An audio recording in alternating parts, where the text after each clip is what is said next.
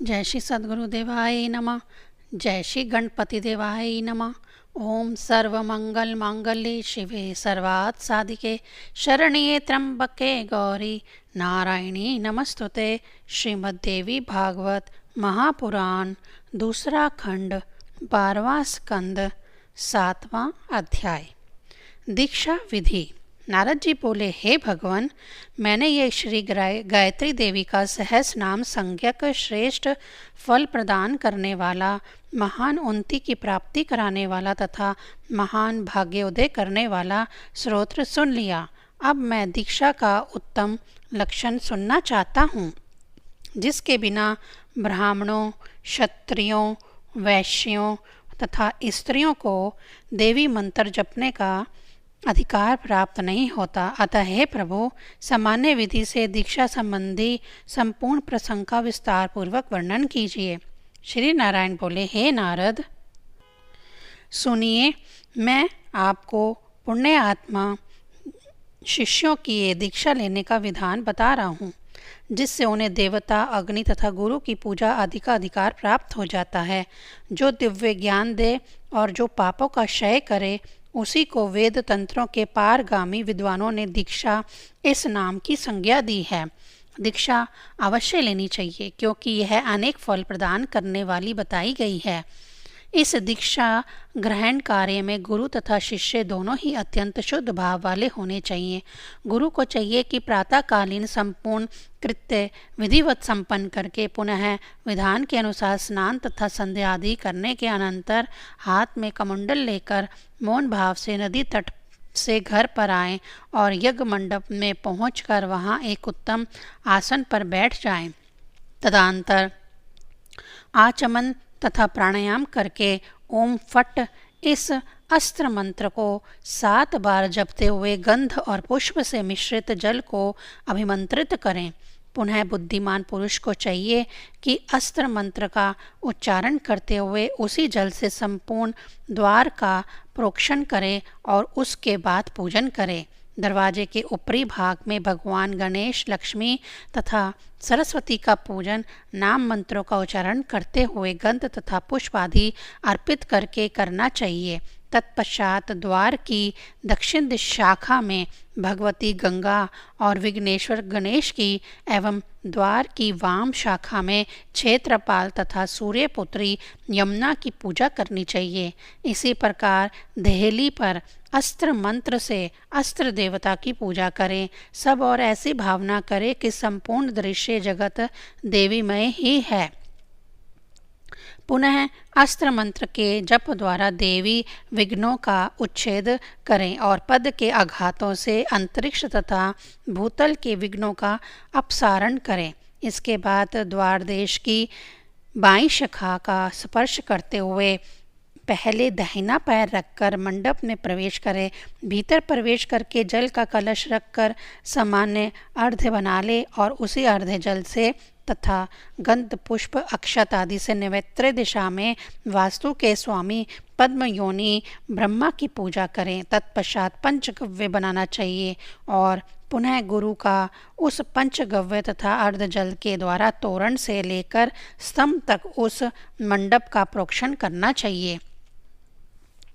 उस समय मन में यह भावना करें कि यह सब कुछ देवीमय है। भक्ति पूर्वक मूल मंत्र का जप करते हुए अस्त्र मंत्र से प्रोक्षण करना चाहिए। अस्त्र मंत्र का उच्चारण करके मंडप भूमि का तांडन करें और इसके बाद होम इस मंत्र का उच्चारण करके उस पर जल के छींटे दें। तदनंतर धूप आदि सुगंधित पदार्थों से धूपित करें और विघ्न की शांति हेतु जल, चंदन, सरसों, अक्षत, दुर्वा और भस्म वहाँ विकृत कर दें। पुनः कुश की निर्मित मार्जनी से उसका मार्जन करें। हे मुने, उन मार्जित द्रव्यों को एकत्रित करके ईशान दशा में किसी उचित स्थान पर रख दें। तत्पश्चात पुण्यः वाचक करके दीनों और अनाथों को संतुष्ट करें। इसके बाद पूर्व दिशा की ओर मुख करके कोमल आसन पर बैठना चाहिए और अपने गुरु को नमस्कार करके देय मंत्र के देवता का विधिवत ध्यान करना चाहिए। हे मुने, पूर्वोक्त विधि से ही भूत शुद्धि आदि क्रिया करके देय मंत्र के ऋषि आदि का न्यास करना चाहिए। मस्तक में देय मंत्र के ऋषि का, मुख में छंद का, हृदय कमल में देवता का, भ्रू में बीज का और दोनों पैरों में शक्ति का न्यास करके 3 बार ताली बजाएं। फिर साधक पुरुष को चाहिए कि 3 बार चुटकी बजाकर दिग्बंध करें। तत्पश्चात प्राणायाम करके मूल मंत्र का सिमरण करते हुए अपनी देह में मृतिका का न्यास करना चाहिए। उसकी विधि इस प्रकार बताई जा रही है। हे मुनि, मंत्रवत को चाहिए कि ओम अम नमः का उच्चारण करके सिर में मृत का न्यास करे। इसी प्रकार शरीर के सभी अंगों में न्यास करे। श्रेष्ठ पुरुष को चाहिए कि अंगुष्ठ आदि उंगलियों और हृदय आदि अंगों में क्रमशः मूल मंत्र से षड न्यास करें। नमः, स्वाहा, षडश, हुम, वोषट और फट इन पदों के साथ ओम लगे हुए 6 मंत्रों से ही षडन्यास करना चाहिए। तदंतर दे मूल मंत्र के वर्णों से तत्त कल्पित स्थानों में न्यास करे। यही न्यास की विधि कही गई है। तदंतर अपने इस शरीर में एक पवित्र आसन की भावना करनी चाहिए। हे मुने, इसके दक्षिण भाग में धर्म, वाम भाग में ज्ञान, वाम उरु में वैराग्य और दक्षिण उरु में ऐश्वर्य का न्यास करना चाहिए। मुख देश में धर्म का न्यास करना चाहिए। साथ ही वाम पार्श्व नाभि स्थल तथा दक्षिण पार्श्व में नेत्र समास पूर्वक क्रमशः धर्म, ज्ञान तथा वैराग्य का अर्थात आधर्म आदि का न्यास करना चाहिए। हे मुनि, उस आसन के ये धर्म आदि पाए कहे गए हैं तथा मुनि श्रेष्ठों ने आधर्म आदि को उसका शरीर बताया है। तत्पश्चात ऐसी भावना करें कि इस अत्यंत सुकोमल आसन के मध्य में हृदय है जिसमें भगवान अनंत विराजमान हैं। पुनः उस अनंत में प्रपंचमय विमल कमल का चिंतन करें और साधक को चाहिए कि उस कमल के ऊपर कलायुक्त सूर्य, चंद्रमा और अग्नि की भावना करें। अब मैं संक्षेप में उन कलाओं के विषय में बताता हूँ। सूर्य की 12, चंद्रमा की 16 तथा अग्नि की 10 कलाएं कही गई हैं। उन कलाओं के साथ उन सूर्य आदि का भी सिमरण करना चाहिए। इसके बाद उनके ऊपर सत्व, रज और तम का न्यास करना चाहिए। पुनः विद्वान पुरुष को चाहिए कि उस पीठ की चारों दिशाओं में आत्मा, अंतरात्मा, परमात्मा और ज्ञान आत्मा का न्यास करे। इस प्रकार पीठ की कल्पना करनी चाहिए। तदंतर साधक पुरुष अमुकासनाय नमः इस मंत्र से शरीर रूपी आसन की पूजा करके उस पर परा अंबिका का ध्यान करे। इसके बाद मंत्रवत को चाहिए कि कल्पोक्त विधि से मानसिक उपचारों द्वारा देय मंत्र के देवता उन भगवती की विधि पूर्वक पूजा करें। तदंतर विद्वान पुरुष प्रसन्नता उत्पन्न करने वाली कल्पोक्त मुद्राएं प्रदर्शित करें, जिन्हें बनाकर प्रदर्शित करने से देवी को परम प्रसन्नता होती है। श्री नारायण बोले, हे नारद, तत्पश्चात अपने वाम भाग के अग्रस्थान में षटकोण चक्र बनाएं और उसके ऊपर एक गोल चक्र बनाएं और उसके ऊपर चतुष्कोण मंडल का निर्माण करें। तत्पश्चात उस मंडल के मध्य में त्रिकोण लिखकर शंख मुद्रा प्रदर्शित करें और 6 कोणों में 6 अंगों की पुष्प आदि से पूजा करें। हे श्रेष्ठ मुनि, अग्नि आदि कोणों में 6 अंगों का अर्चन करें। तत्पश्चात शंख रखने का पात्र लेकर फट इस अस्त्र मंत्र से प्रोक्षण करके उस मंडल में स्थापित करें। मम व्रहि मंडलाय नमः मंत्र पढ़कर 10 कलात्मने अमुक दिव्य अर्धपात्र स्थानाय नमः इसका उच्चारण करना चाहिए। विद्वान पुरुषों ने शंख के आधार स्थापन के लिए यही मंत्र बताया है। आधार देश से पूर्व से आरंभ करके दक्षिण के क्रम से अग्निमंडल में निवास करने वाली 10 अग्नि कलाओं की पूजा करनी चाहिए। तत्पश्चात मूल मंत्र प्रोक्षित किए गए उत्तम शंख को वहीं आधार पर मूल मंत्र का सिमरण करते हुए रख देना चाहिए। फिर सूर्य मंडलाय नमः कहकर द्वादशांत कलात्मने अमुक दिव्य अर्धपात्राय नमः इस मंत्र का उच्चारण करना चाहिए। इसके बाद शम शंखाय नमः इस पद का उच्चारण करके उसी से उस शंख का प्रोक्षण करें और उस शंख में सूर्य की तपनी आदि 12 कलाओं की यथाक्रम रीति से पूजा करें। फिर विलोम मृतिका का और विलोम मूल मंत्र का उच्चारण करके शंख को जल से भर दें और उसमें चंद्रमा की कलाओं का न्यास करें। ओम सोम मंडलाय षोडश कलात्मने अमुक अर्धे मृताय हृदयाय नमः यह मंत्र का रूप बदलाया गया है। उसी मंत्र के द्वारा अंकुश मुद्रा से जल की पूजा करनी चाहिए। वहीं पर तीर्थों का आवाहन करके 8 बार इस मंत्र का जप करें। फिर जल से षड्न्यास करके हृदयाय नमः इस मंत्र से जल का पूजन करना चाहिए। तत्पश्चात 8 बार मूल मंत्र का जप करके मत्स्य मुद्रा से जल को ढक दें। फिर दक्षिण भाग में शंख को प्रोक्षणीय रखें। शंख से कुछ जल लेकर उसके द्वारा सब और प्रोक्षण करें। पूजन सामग्री और अपने शरीर का भी उस जल से प्रोक्षण करें। तत्पश्चात अपने शरीर की परम शुद्धि की कल्पना कर लें। श्री नारायण बोले, हे नारद, इसके बाद अपने सामने वेदी पर सर्वोत्र भद्र मंडल बनाकर उसकी कर्णिका के मध्य भाग को अघनही धान के चावल से भर दें।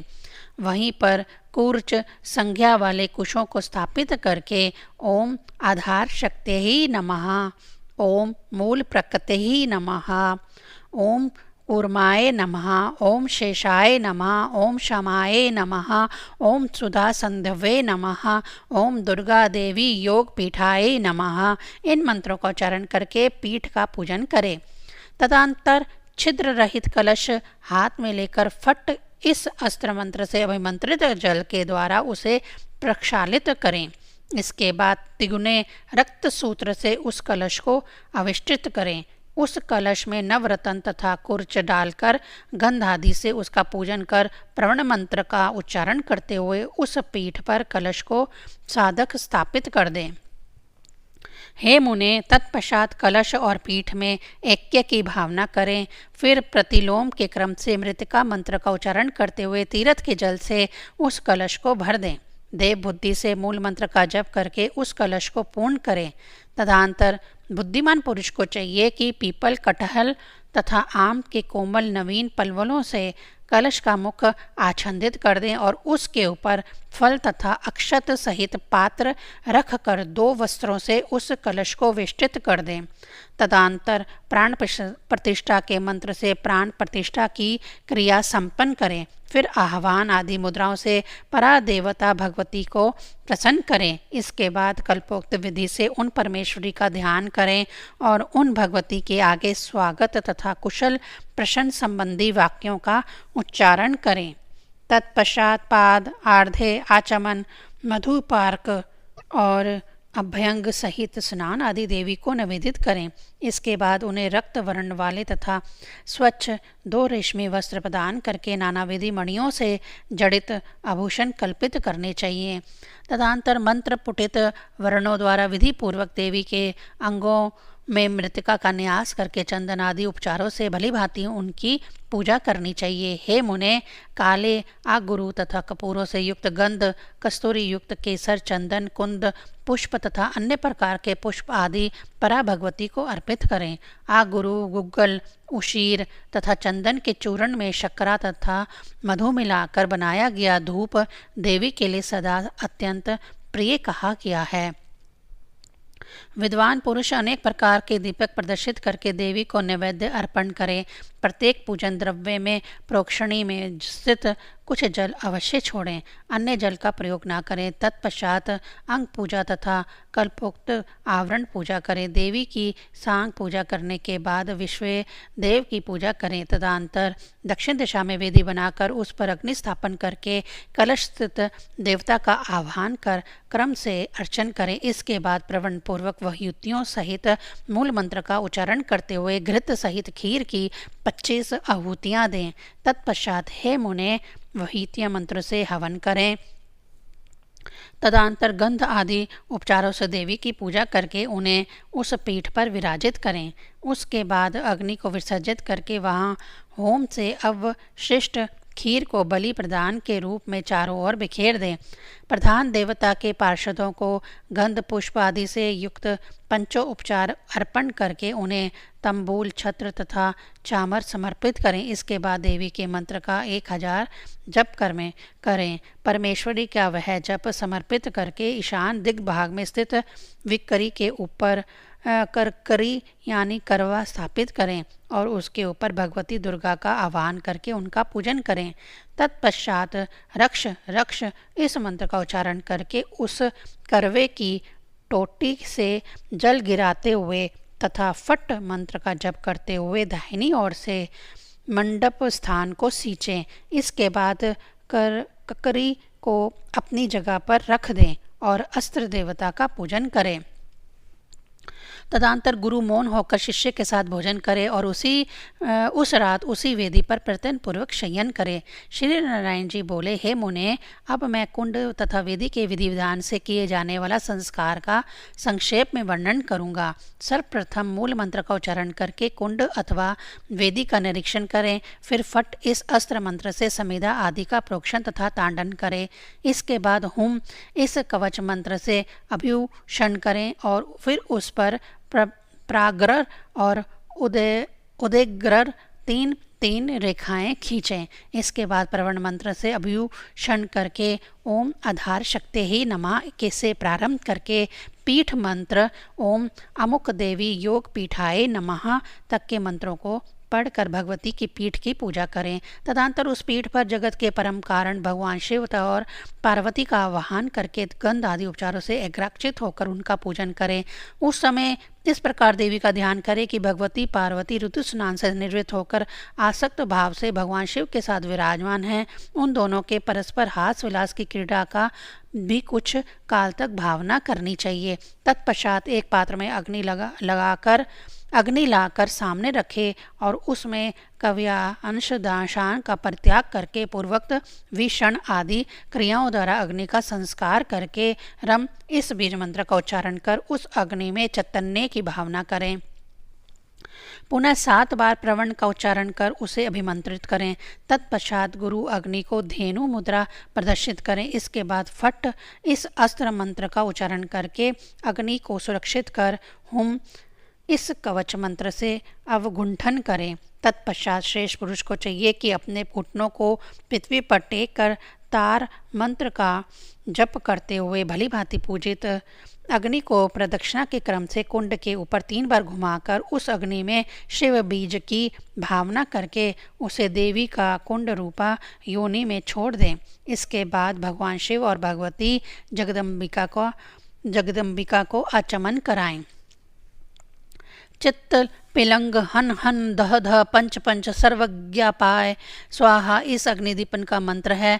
जाता वेदा नाम से प्रसिद्ध तेजोमयी स्वर्ण के समान पीत वर्ण वाले निर्मल परम प्रदीप्त तथा सभी और मुख वाले हितोभुक अग्निदेव को मैं प्रणाम करता हूँ। श्रेष्ठ साधक को अत्यंत आदरपूर्वक इस मंत्र से उन अग्निदेव की स्तुति करनी चाहिए और इसके बाद वही मंत्र से षड्न्यास करना चाहिए। सहस्र चर्चय हृदयाय नमः, स्वस्ते पूर्णाय शिरसे स्वाहा, उत्तष्ट पुरुषाय शिखाय वष्ट, धूम व्यापने कवचाय हुम, सप्तजीवाय नेत्रत्रयाय वो षट, धनुर्धराय अस्त्राय फट। इस प्रकार क्रम से पूर्व स्थानों में षड्न्यास करें। यह नाम अंगन्यास के समय जाति युक्त अर्थात नमः स्वाहा विषट हुम वोषट और फट इन पदों से युक्त होने चाहिए। इसके बाद अग्नि का इस प्रकार ध्यान करें। यह सर सुवर्ण तुल्य वर्ण वाले 3 नेत्र धारण किए हुए कमल के आसन पर विराजमान इष्ट शक्ति स्वास्तिक अभय मुद्रा धारण किए हुए तथा परम मंगल स्वरूप है। इसके बाद मंत्रवित्त को चाहिए कि मेखला से ऊपर कुंड का सेचन करें और कुशों से परिस्तरण करें। पुनः कुंड के चारों ओर परिधियाएं बनाएं। अग्नि स्थापन के पूर्व त्रिकोण, वृत्त, षटकोण, अष्टदल, कमल और भ्रूपुर सहित यंत्र लिखें अथवा अग्नि स्थापन करके भी उसे लिख लें। हे मुने, उसके मध्य में वही मंत्र से अग्नि की पूजा करें। विश्वनार जात वेद इह वह लोहिताश सर्वकर्मण्ये साध्ये स्वाहा। सर्वकर्मण्ये साध्ये स्वाहा, यह अग्नि मंत्र है, इससे अग्नि की पूजा करें। यंत्र के मध्य में तथा 6 कोणों में हिरण्य, गगना, रक्ता, कृष्णा, सुप्रभा, बहुरूपा और अतिरिक्त का इन 7 जिंघाओं की पूजा करें। केसरों से अंग पूजन करना चाहिए और दलों में शक्ति तथा स्वास्तिक धारण करने वाली मूर्तियों का पूजन करना चाहिए। जात वेदा, सप्तजिह्वा, हव्यवाहन, अशोदर, रज, वैश्वनार, कोमार, तेज, विश्वमुख और देवमुख, ये अग्नियाँ कही गई हैं। इन अग्नि नामों के आदि में ओम अग्नेहि तथा अंत में नमः पद लगाकर यथा ओम अग्नेहि जात वेद से नमः इत्यादि के द्वारा पूजन का विधान है। इसके बाद चारों दिशाओं में व्रज आदि आयुध धारण करने वाले लोकपालों का पूजन करें। श्री नारायण बोले, हे मुनि, तत्पश्चात शुक्र, स्त्रवा और घृत का संस्कार करके स्त्रवा से घी लेकर अग्नि में हवन करना चाहिए। हे श्रेष्ठ मुनि, दक्षिण भाग से घृत उठाकर ओम अग्नेहि स्वाहा ऐसा उच्चारण करके अग्नि के दक्षिण नेत्र में हवन करें। इसी प्रकार वाम भाग से घृत उठाकर ओम सोमाय स्वाहा ऐसा बोलकर बाएं नेत्र में तथा मध्य भाग से घृत लेकर ओम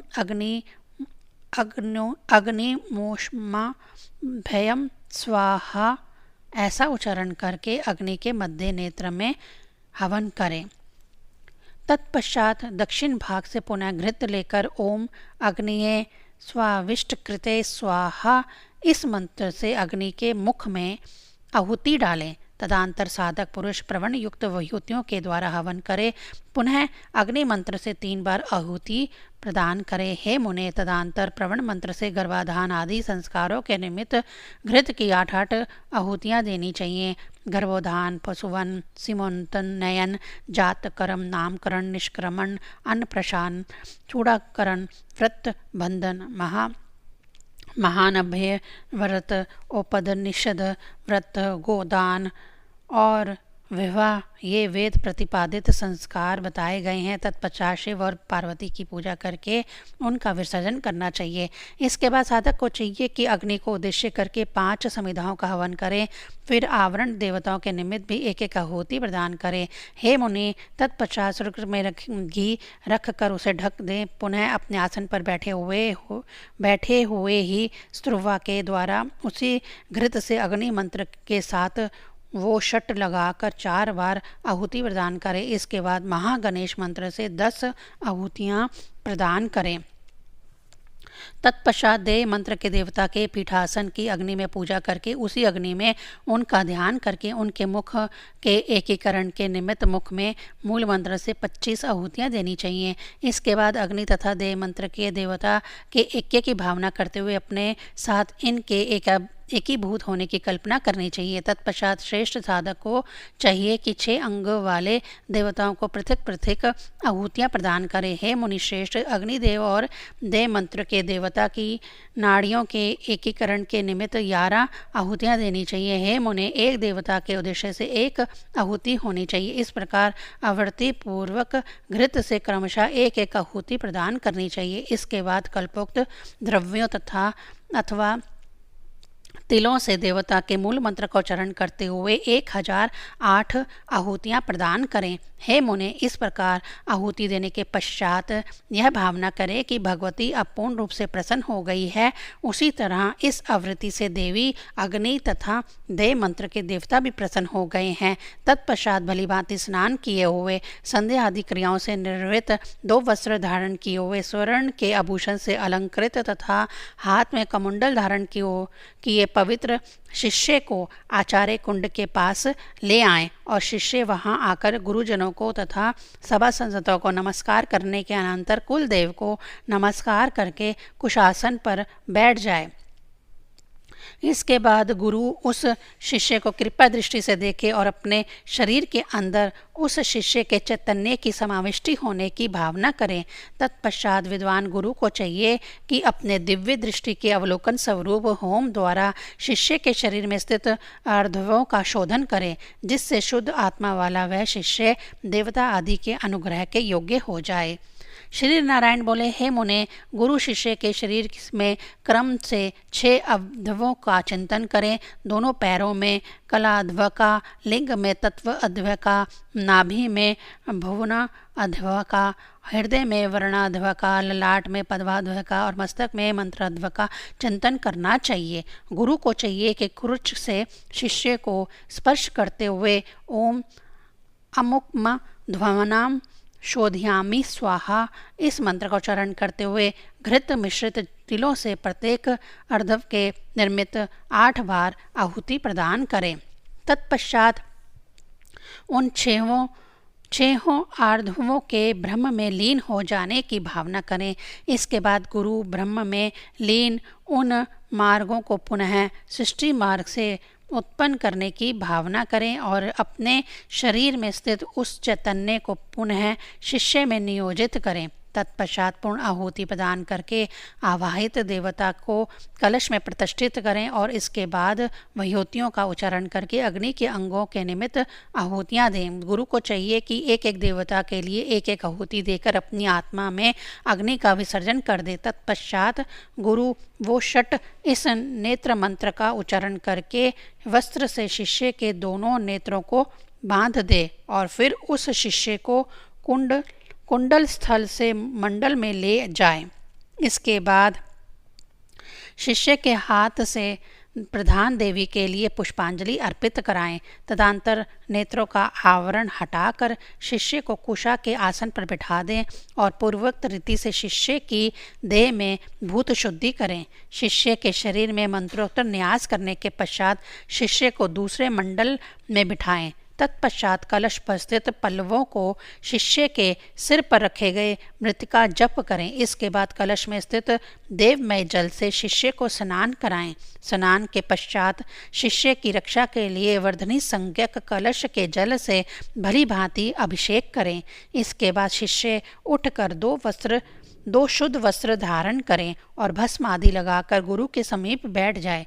तत्पश्चात करुणा निधान गुरुदेव यह भावना करें कि भगवती शिवा उनके हृदय से निकलकर अब शिष्य के हृदय में प्रविष्ट हो गई है, अतः शिष्य तथा देवी उन दोनों में तादात्म्य की भावना करते हुए वह गंध पुष्प आदि से शिष्य का पूजन करें।